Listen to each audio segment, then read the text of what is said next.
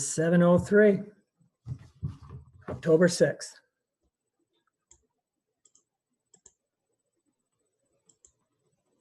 So I definitely want to thank everybody tonight. It's the first time ever at a Zoom meeting or participating in one or even seeing one. So I got to tell you, a little nervous. Plus had computer problems earlier in the day. Thank you, Sarah.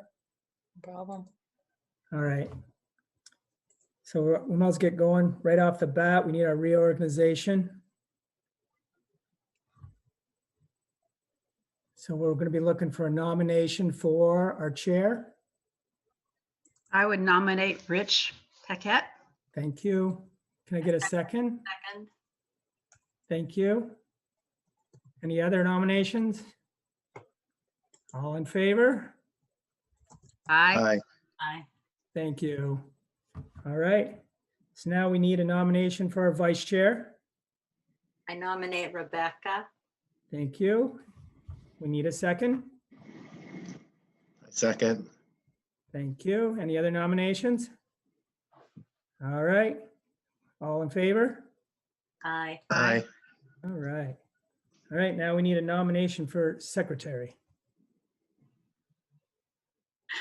I nominate Sarah. I I can't do serve as your secretary. I apologize, but it has to be a active commissioner. I'm the de facto, though. It's a pretty easy job for whoever's chosen. I'd like to nominate Bob Scheck. I'll second. Thank you. Any other nominations? All right. All in favor? Aye. All right. Thank you. All set? Who seconded that last one? I was doing good up till the end. The second one? The last one. Oh, I did. Okay, thank you. Alrighty. Now we're doing discussion of our capital plan. Yep, so I will attempt to share my screen. Sarita? Yeah, I just wanted to ask a question about the planning commission rules. I just didn't know if we needed to, I don't know if this is the place we do it, but if, we can get permission or get it in there that we can meet remotely. And also, are we going to be changing the number of members? Just to update them, it seems like they should be updated at some point.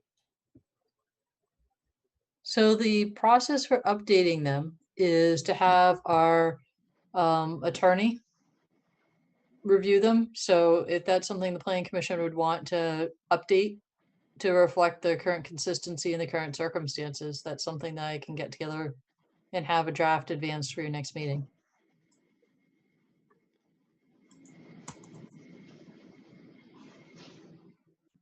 I just think it'd be helpful if we could get permission to meet remotely.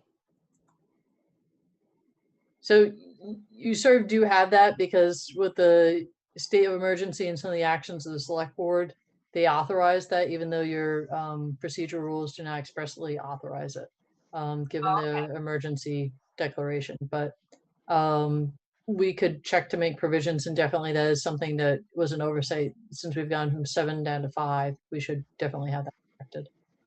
Okay. That's all. Is that something the planning commission would like me to look into? Yeah, I guess if it's not too much trouble.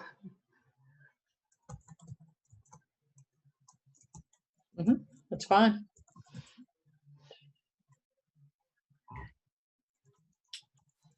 Okay. Sorry, I'm working off of 2 laptops here. I'm taking minutes on one and operating the Zoom on the other. So without further ado, though, can everybody see the capital budget program? Yeah. Okay, perfect. Yep. So this is something that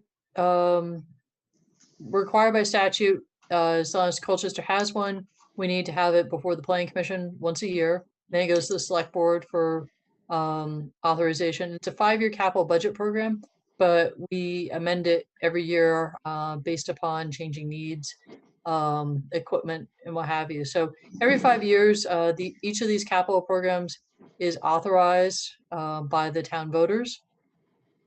And Brian Osborne pulled together this PowerPoint, so it's his. Oh, looks like Bob Scheck is joining us, but. All right. So just a quick overview about what's included with the capital budget program. What does it cover? It covers equipment, vehicle acquisitions, repairs to our facilities, different transportation improvements, sidewalk improvements. We had one for the Mill Pond Bridge that was replaced, different improvements to our parks, replacing equipment, buildings, pavilions, those sorts of things. Information technology and communications. For instance, the police have very specific communication equipment. And then that's covered under public safety and communication. So, it's a really great tool because it's a 5-year savings account and you can plan for the replacement of different equipment over the various years and have it be staggered and have money saved to purchase as opposed to having to borrow for everything. So how are these plans funded? These plans are funded, as I mentioned, through voter authorization. And this shows the current terms that we have and also how much on the tax rate they are and how much they leverage. So you can see the bridge fund was done for Mill Pond. We don't have any bridges that we need to be saving for at this time, so that is zeroed out. You can see the technology equipment, communications fund, the capital transportation plan is the CTP, the CEF is the capital equipment, and the PCP is the parks improvements. And we use this to leverage other funds. We have different impact fees in town, a school impact fee and a recreation impact fee. So each new residential unit in town pays a fee toward new recreation improvements. And we also have different pots of grant aid money that we can go to from the state and the federal government. So this often is seed money that we can use to leverage additional funds. And feel free to ask questions along the way. I think what I said before, it's sort of hard to do a presentation and be looking for the small little blue hand coming up. So just physically raise your hand if you want to stop me. So what have we done in the past year? We did pickleball courts. We did the causeway was reconstructed. There was substantial FEMA money that went towards that to help build it back better. As we had lost a lot of the armor rocks over the years down the side of it, and it really helped make it better for protection against the next storm. Completion of the Blakely Road, Laker Lane intersection. I'm sure everybody's driven through that and seen the great improvements that were completed there. Our rescue building was remodeled, which was great. It's a lot more functional. Rescue is very happy with those improvements. And then also paving of West Lakeshore Drive and Church Road.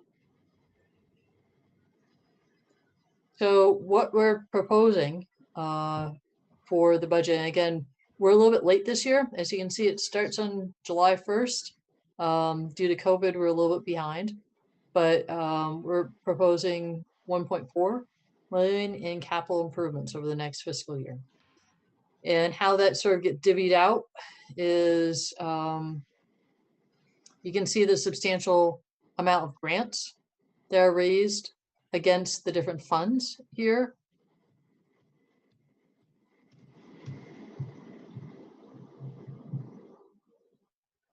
And what we're expecting for projects. Bayside Park master planning. So the Bayside Hazlet piece and the Bayside Park, there was all one big plan that was presented to the select board, I think about a year ago, and looking at advancing some of those plans. Airport Park, Causeway Connector Path, some improvements there. Expansion of the DPW salt shed, a new roof on the library, 280,000 in IT and communication upgrades, and a design of a roundabout for the Bayside intersection. I believe that for those of you that were serving when we were talking about the LS1 and LS2 and West Lakeshore Drive, that was something that had a lot more detail at that time in terms of pedestrian crossings and how that will really greatly improve that intersection. So our total 5-year spending is expected to be 9.8. And so we have the year ahead, but we also have what we're going to look at over the next 5 years. What are we anticipating in terms of where we can leverage grants, what we're going to be anticipating for revenue for these different funds, and looking at our needs where we can use them. So potential future revenue sources. Right now, our local option tax, the lot, pays down our debt. At some point, we'll have our debt paid off, and they're restricted right now to capital.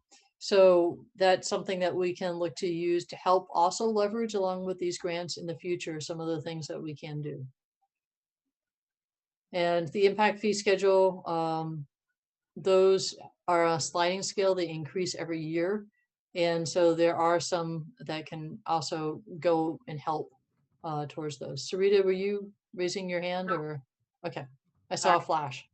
No, sorry. Okay. So we have always more projects than we have funds.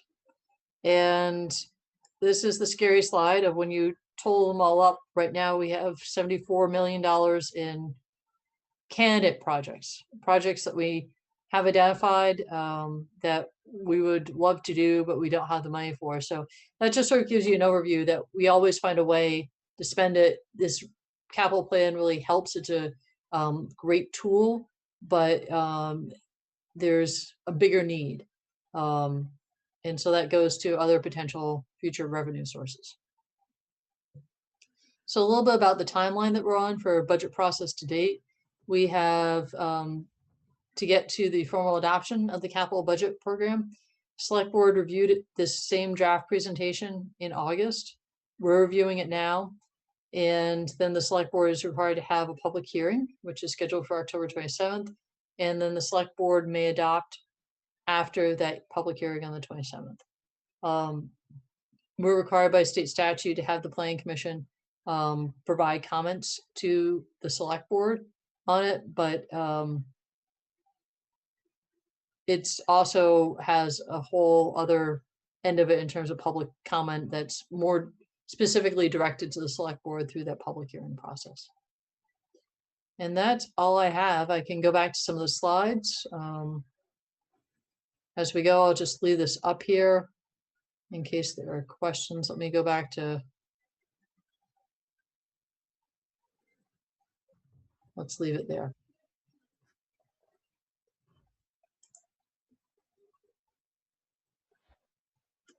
So questions?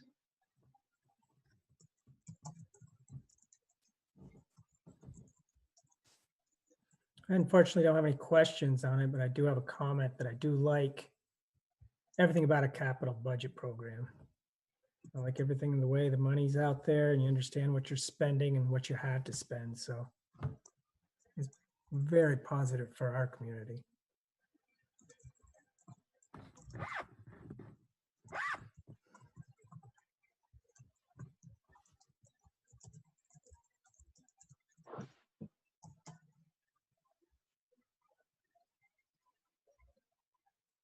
Any other questions or any other questions or comments or concerns? Nope, I'm with Rich. I think it's always been a good program. I guess the only question I would have is all the individual items that get budgeted, they go through without any town vote on what the money is used for. Is that correct? So repeat that again. Well, we got the capital budget program. So if they want to use it to, repair the bike path between Airport Park and the Causeway, the money's there, they just do it. They don't have to go for a town vote to authorize that money being used in that direction. Correct. So unless under the general obligation, they had a huge project that arose that they didn't have the capital fund money or other grants, and they had to go out to the voters for a specific authorization for like a one-time $1 million fee to help offset, let's say, substantial damage from a storm or something of that nature. It does not need to go before the voters. So I can't imagine that there might need to be a circumstance for that, but the capital plan just gets the voter authorization once every 5 years.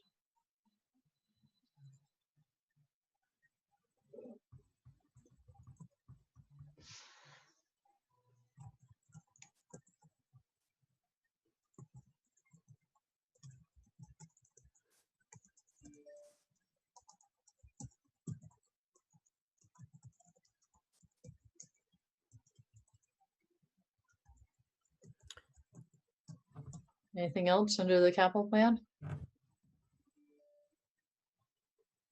Yeah. So I guess now we should have a motion. You'd like a motion for us Yes, to please. approve? I'll make the motion that we approve the draft of the capital budget program. Second? Second. Discussion? No? All in favor? Aye. Aye. Aye.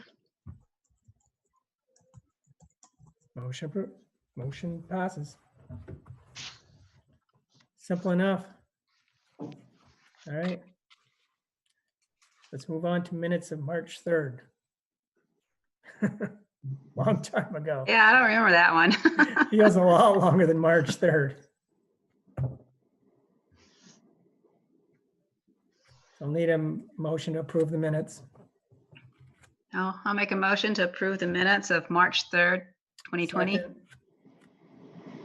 Can I just ask one question? Yep, on the minutes. Yeah. You Not, just do a second. sure, a second. There Yeah. you go. Okay. Now we have discussion. Right at the end of the minutes, it said something about we were going to be presented with visuals for lot coverage and height.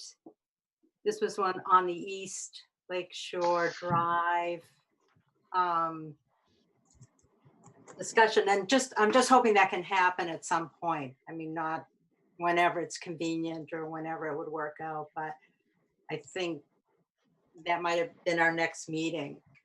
And we never got to it. I still have that packet ready to go.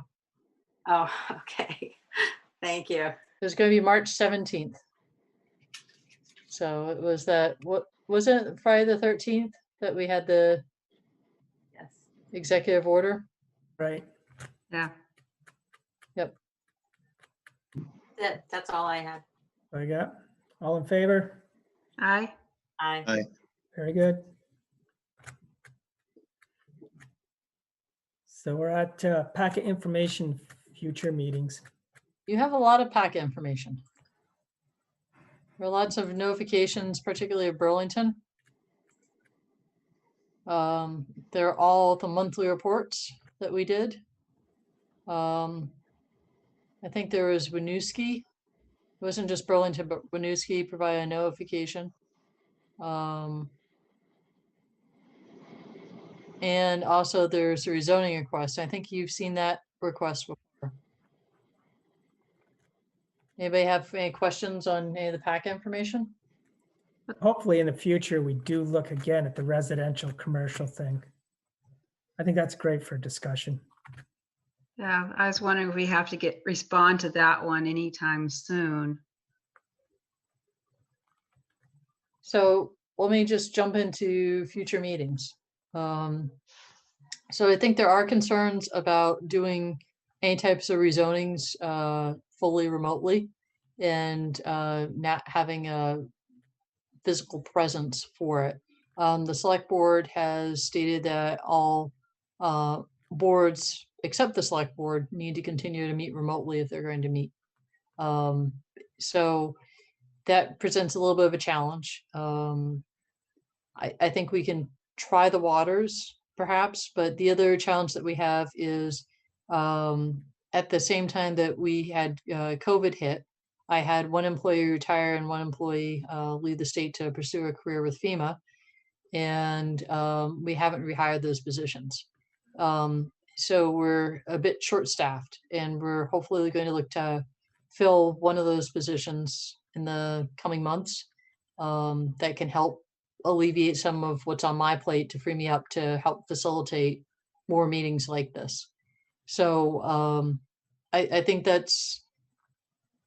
I'm interested in hearing tonight what your thoughts and concerns are about continuing on with your business, such as East Lakeshore Drive, with being remote. And that's something that I want to start looking at. How do we make this work going into the first of the year?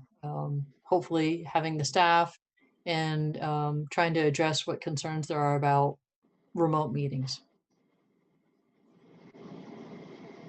For myself, I found it relatively painless to do it this way, so be interesting.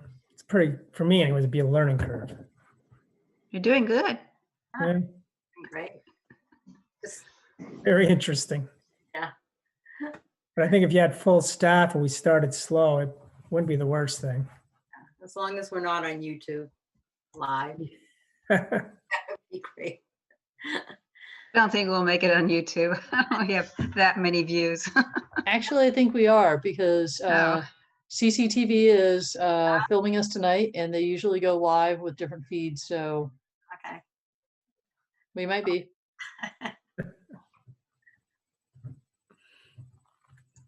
I actually have a quick question about the general public and stuff, because we tend to have people who come in with their own questions and thoughts.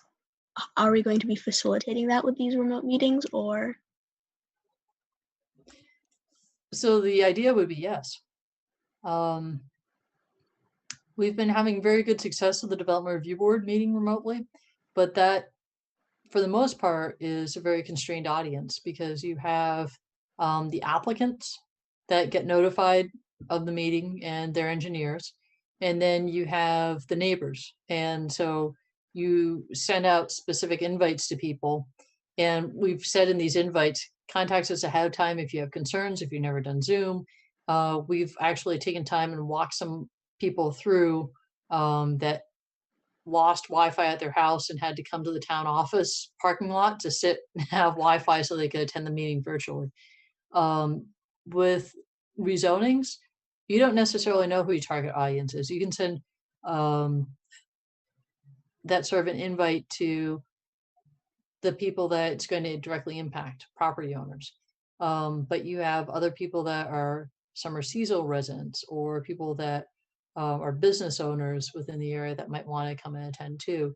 And so it gets to be much more of a wide audience, and your participation levels could significantly increase over what we've seen with the Development Review Board. So definitely helps to have a second person on a laptop in terms of when people raise their hands, to be able to catch those when you have 20, potentially 30 people joining on.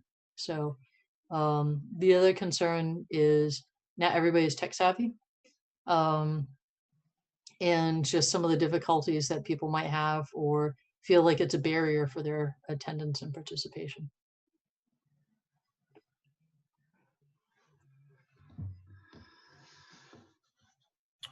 Yeah, those are things that all have to be addressed when the time comes. Yeah. Right. Am I okay? Yes. Okay.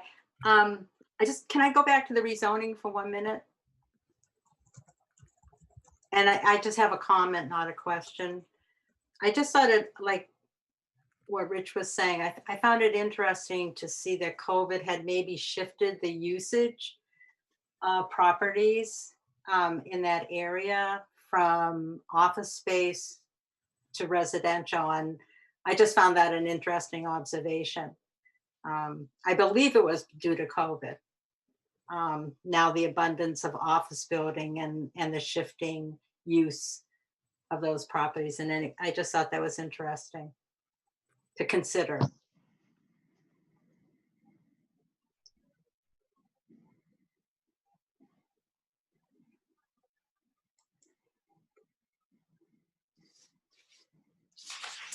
That's all.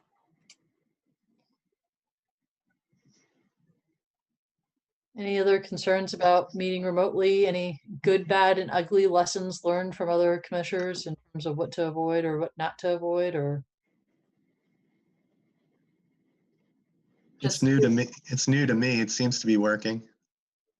Just to be really clear on what the protocol is for the chat stream. It's turned off. Oh, it is turned off. Oh, okay. Yes.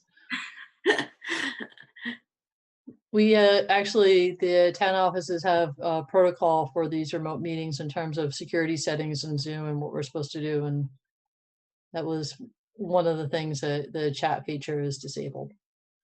I don't know if any of you had tried to use it. Hopefully, Bob, you aren't trying to chat up a storm right now. But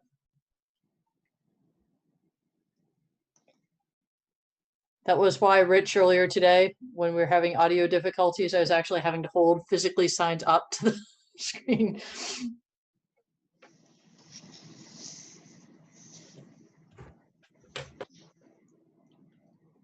Well, keep your eyes peeled. And, you know, I think CCTV has been covering these, LCA TV has been covering these meetings. And, you know, as you're flipping channels and just looking at and seeing, you know, maybe what some other municipalities are doing right. And I'm going to be inquiring of my peers too, of what their lessons learned are, so we can hopefully build off of them. All right. That's all we need for tonight. Very good. Thank you. For everybody tonight again. So we need a motion to adjourn. I'll make a motion to adjourn. Second, Second. all in favor? Aye. Aye. Aye. Motion to adjourn passes. I'll look forward to seeing you guys again soon, but I think what we'll try and do is usually with November, we are not going to get somebody on board, I'm guessing, until after your November meeting. November, December, we usually go down to like one meeting a month. So I think we might just be best to count those out and like to try and meet after the first of the year again and get back to some regular business. So please do feel free to email me. Stop by the town offices. We're open from 7:30 to noon. Give me a call. And if there's anything I can do to help with anything, let me know. Or if there's anything that you have ideas for about how we can make this work better moving forward, definitely all ears. Okay, great. Thank Thanks you. again, Sarah. Nice seeing everybody again. Yeah, it's great to Seeing see you guys. everybody.